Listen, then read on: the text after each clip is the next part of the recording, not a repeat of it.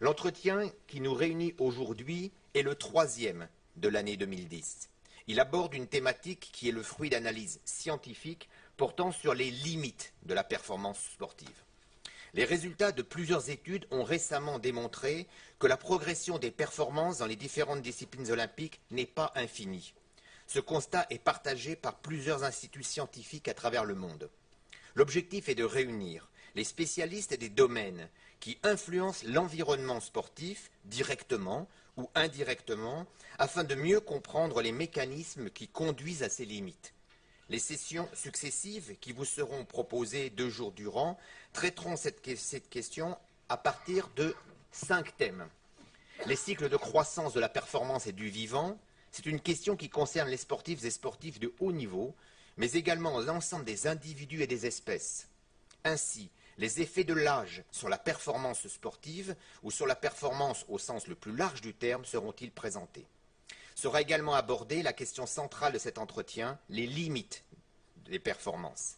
Nous essaierons de nous projeter dans le futur à un horizon de plusieurs années.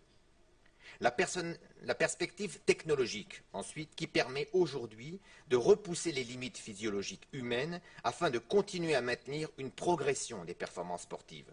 Nous dresserons un état des lieux, des technologies passées, actuelles, futures, qui permettent et permettront d'aller au-delà de la physiologie humaine. La génétique est l'un des facteurs majeurs qui influence la progression de la performance. Elle est aussi porteuse de ses limites. Même s'il s'en imagine capable, l'homme ne pourra sans doute jamais courir aussi vite que le guépard ou s'adapter à des conditions extrêmes avec son seul matériel génétique.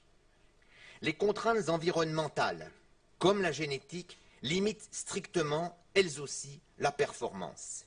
Si l'homme a par exemple établi la plupart de ses performances sportives à des altitudes et à des températures qui lui sont favorables, il est difficile d'imaginer que le prochain record du monde du 100 mètres en athlétisme soit battu à Kirkenes en Norvège, au-delà du cercle polaire arctique.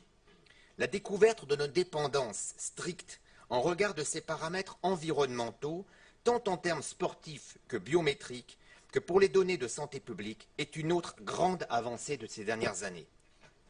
Les turbulences économiques, éthiques et géopolitiques, enfin, inscrites au fondement de nos sociétés, sont des indicateurs de la variabilité et de la volatilité de nos performances. En effet, les crises de l'histoire ont déjà assez largement démontré qu'elles pouvaient influencer l'évolution des performances sportives. Le contexte économique actuel, difficile, soumet les sportives et les sportifs et les organisations du sport à de fortes pressions et plus que jamais à une obligation de résultat. Je veux ici remercier, en mon nom personnel et en le vôtre, toutes celles et tous ceux qui se sont mobilisés pour organiser ce regroupement. Je citerai ici Jean-François Toussaint, le directeur de l'IRMES, et Geoffroy Berthelot, son adjoint, Agathe Barbieux, directrice de la communication, des relations internationales et du développement de l'INSEP, Sandrine Flao, son adjointe, Ghislaine Quintillan, Patricia Delesque, Nicolas Bretin pour les relations internationales, Sylvie Autier, responsable du service accueil, Daniel Amorin, Frédéric Claire, Constance Boucher du pôle image, du MAPI, médiathèque, iconothèque, publication et iconothèque. Cette liste n'est bien évidemment pas exhaustive. Je tiens à saluer tout particulièrement nos intervenants étrangers, Alan Neville, Alfredo Santala, Hirofumi Tanaka et Alun Williams. Nos grands témoins, champions du monde ou olympiques, Roxana Maracineanu et Jean Galfione, ainsi que tous les scientifiques français réunis à cette occasion, la présence de Pascal Boniface, directeur de l'IRIS, l'Institut des relations internationales et stratégiques, de Gilles Boeuf, directeur du Muséum national, avec lequel l'IRMES a très récemment organisé un colloque majeur « L'homme s'adapte-t-il à lui-même ?» portant sur les contraintes de l'adaptation humaine et dont les conférences sont toutes accessibles sur Canal INSEP FR, suffit à vous dire et à bien mettre en exergue l'intérêt que suscitent ces questions des limites au-delà du strict domaine sportif.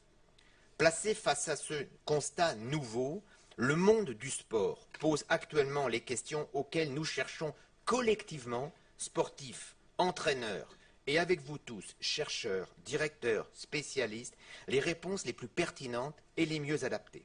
La présence de ces scientifiques et experts de renom traitant ces thématiques qui peuvent, en première analyse, paraître très différentes, mais toutes liées aux observations actuelles de nos limites, sera, j'en suis intimement persuadé, riche d'enseignements pour toutes et tous les participants.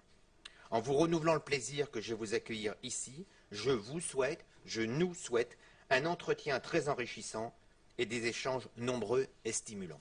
Merci.